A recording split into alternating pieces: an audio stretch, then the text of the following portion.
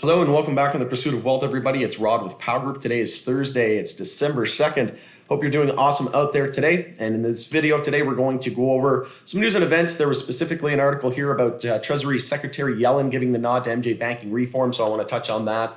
There was also some other articles that I found interesting that I want to share with you folks. And then I'll go over what I'm doing in the market at the moment and what my thoughts are in the days and weeks ahead and what we can potentially expect. And we'll look at some charts to support some of that analysis as well. So before we jump in, make sure to smash the like, subscribe to the channel. I would appreciate it. Leave a comment as well on the video. As always, I love hearing from you. So jumping into this article, so we saw a nice pop there toward the end of the day. We had a nice boost in MJ land. We saw CGC was running, MSOS was running, Mind Medicine was running. We know they've been correlated as well. So we're watching all of those, and all of them were running 4 or 5% to the upside today. So that was good to see. We also saw an hourly uptrend confirm on MSOS. So we're going to look for daily uptrends to confirm now to set weekly higher lows. And then we'll look to change the weekly trend. So it's just one step at a time, and we still got a ton of work to do in MJ land. So jumping into this article, so Treasury Secretary Janet Yellen expressed implicit support this week for allowing state legal MJ companies to access federal banking services as a way to help tax collection. Of course, that would help with tax collection and also jobs. According to the New York Post, Democratic Congressman Ed Perlmutter, a longtime sponsor of MJ banking reform, asked Yellen at the U.S. House Financial Services Committee meeting whether she thought allowing legal MJ firms access to big banks would help Internal Revenue Service collect taxes. Of course it would, Yellen reportedly answered. Groups across the country, including large banks, increasingly have been advocating for the support of Secure and Fair Enforcement Banking Act, otherwise known as the Safe Banking Act. And we know that Amazon has supported, they've relaxed some of the restriction with testing of their employees. We know they've been lobbying and supporting the MJ marijuana reform. So we're going to continue to watch that. We know that Uber's getting into the space. They've hinted for a while now that they've been considering, and now we know that they're going to be including it on their delivery at certain locations in Ontario. Also, SAFE would allow banks to do business with state legal MJ companies without fear of federal reprisal because, as we know, they can't even use credit cards and things of that nature. So that's going to hinder the industry and obviously provide some barriers there. Currently, many MJ businesses deal only with cash, so raising public security issues as well. So the possibility of people getting robbed and things of that nature. So I think this is really going to carry a lot of weight here. And I think in MJ, we're likely going to see a huge pop out of nowhere, and it's going to happen when you least expect it. The U.S. House passed SAFE, but this legislation has yet to gain traction in a more conservative Senate. And now Senate Majority Chuck Schumer wants to tackle comprehensive MJ reform. So the latest effort is to try to include SAFE in the defense spending bill. Former Treasury Secretary Steve Mnuchin also articulated support for legislative solution to MJ banking. So Mnuchin agreed in a public safety problem and also expressed concerns about the IRS handling cash for MJ businesses as well. So that was a great article. We'll jump on to the next one here. Constellation CEO Newlands exits board of the MJ producer Canopy. So we had a board of director leave Canopy. Just doesn't look good. Things are looking pretty bad over in Canopy's neck of the woods. Personally, I've been all out of Canopy since the run back in January. I think that they were on a downslope from that point on, and I think they're going to have a very difficult time rebounding. Also, an article that I want to send a shout out to Stephen B. Kellogg reaches tentative deal with union after 2 months of strike. And we've been speculating for a while now that Hexo Corp's new potential CPG partner could be Kellogg's Canada. And if that were the case, then that may be why we've seen a little bit of a delay there. Who knows? Again, I'm just speculating. It could be because of some of the, we also saw an article here about the Hells Angels and authorities questioning Hexo and ties to Redecan and things of that nature. But again, you can't even really see this article. It's pretty difficult to find. And when you go to it, you have to pay $1.99 to even see it. So the article isn't really even accessible to the general public, and it is pretty hard to find. You have to really go looking for it. It's not popping out on any major searches on Hexo. But just wanted to send a shout out to Stephen B. For this. This is absolutely plausible. This is a huge possibility in my opinion, and definitely carries some weight to it. I think that if they were under a strike and they were dealing with those types of issues, maybe they just put a delay.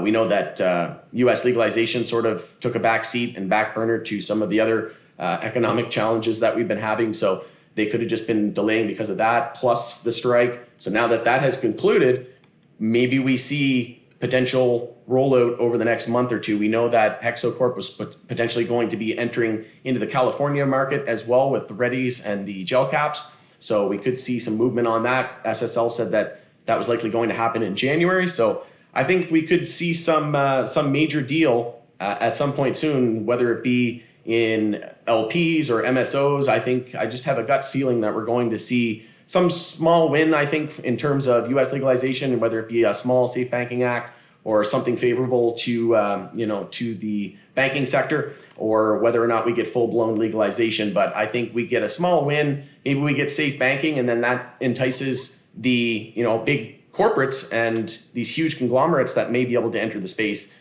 similar to what Canopy did to the Canadian market when it entered and caught everybody off by surprise and sparked a huge euphoric rally. So I think we're going to experience something similar. And I just want to touch on something real quick here. I did do a post on my Twitter and across all socials and Facebook and things of that nature. But unfortunately, I have some sad news. I'm not going to be able to do this interview with Kevin. So Kevin Chow, he is a territory account manager at Hexo Corp for the Toronto area, GTA West in Ontario. Unfortunately, we looked into it, and Hexo management basically decided that only media and legal entities from within Hexo are able to conduct interviews with the public. So we're not going to be able to go ahead with that, unfortunately. But there is some good news. We are potentially going to have an interview with somebody else. So they forwarded my information on to the appropriate party. So be it the legal or the media team.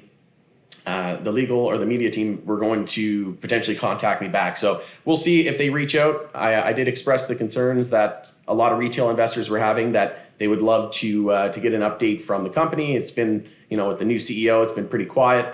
Behind the scenes, it's great that they're coming up with new products. We know that they're filing new trademarks and patents. So, they're hiring as well. So that doesn't really spell, it doesn't really tick off all the check boxes of a failing company to me. But I did express the concerns that it would go a long way if we could just do an interview, maybe, life in the, a regular life in an employee at Hexo or something like that, a regular day in the life of an employee at Hexo, or whether it be, somebody from the legal team.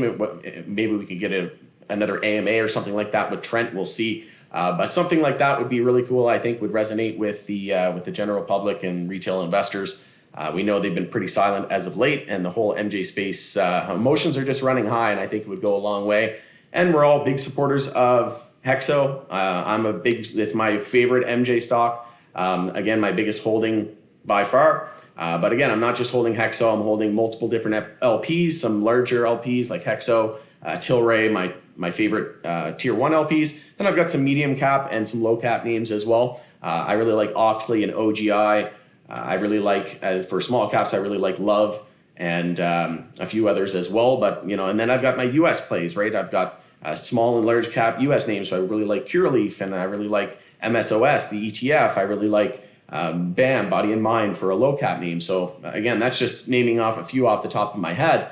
But you definitely need to diversify, whether it be in US or Canadian MJ, whether it be in, into other sectors, tech stocks or what have you, real estate. I don't think that any one person, this isn't financial advice, of course, it's for entertainment purposes only, as always, but I don't think any one person should just be investing in one MJ stock or in MJ specifically. I think it's always good to diversify, and the more diversification you have and the more skin in the game you have in different industries and different sectors and different markets, the more opportunity that's going to present yourself. Similar to my story, I really didn't think that real estate was going to take off as quickly as it did over the last several years, and 3 to 5 years, and that has completely changed my life. And some of those investments that you least expect to change your life end up doing it and being the one that does. So again, as long as you can have your hand in as many things as possible, but don't stretch yourself too thin either. And don't over diversify. It's good to be strategic and pick a few really great companies in each sector. Like Warren Buffett always said, just pick a few really great companies and basically marry that stock, right? You get the investor mentality. You get some traders who say never fall in love with a particular stock. I don't think either or is wrong or right. It's just depending on what's right for you and your strategy and your situation and your lifestyle, right? So Unfortunately, not going to be able to do that. So we'll see if we can get another interview with somebody else within Hexo. I think that would be great for the market as well. But just taking a look at this chart here real quick. So just showing you the hourly uptrend here on MSOS. We have the low, high, higher low, and higher high. Closed at the high of the day. So that is good to see on MSOS. We know we were coming down to that 2570 support. We lost it, but we held 25 psychological. And now we're bouncing back, changing that hourly trend. So it looks like we're pretty much double bottom off of that 2570 here.